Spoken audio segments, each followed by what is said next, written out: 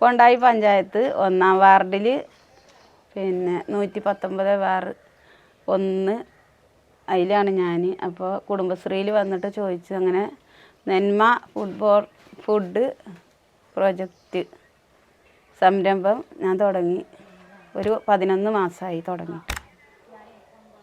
പിന്നെ ഉണ്ണിയപ്പം ചെയ്യുന്നുണ്ട്. ഈ 2 സാധനം ചെയ്യണുള്ളൂ. ഞാൻ ഒറ്റയ്ക്ക ചെയ്യണത്, വേറെ ആരുമില്ല. ഓർഡർ ആരെങ്കിലും ചോദിച്ചാൽ അപ്പം അങ്ങനെ ഉണ്ടാക്കും. പിന്നെ ഈ കുടുംബയോഗ അങ്ങനെ എന്തെങ്കിലുമൊക്കെ ഉണ്ടെങ്കിൽ അവിടെ വിളിച്ചാൽ അവിടെ കൊണ്ടുപോകും. 10-15 പാക്കറ്റ് അവിടെ ചിലവാകും. അങ്ങനെ 20-25 പേരെ കൊണ്ടുപോയിട്ടുണ്ട്. അതൊക്കെ ചിലവാക്കും. കുടുംബശ്രീയിൽ നിന്ന് ലോൺ എടുത്തിട്ട് തന്നെ സംരംഭം തുടങ്ങിയത്.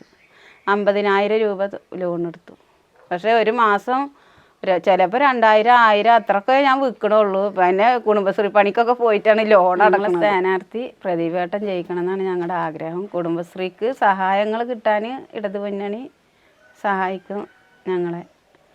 ഇതുവരെ അങ്ങനെ സഹായിച്ചിട്ടുണ്ട്. അതേപോലെ അവർ ജയിക്കണം എന്നാണ് ഞങ്ങളുടെ ആഗ്രഹം. പ്രദീപേട്ടൻ ജയിക്കണം എന്നാണ് ആഗ്രഹം.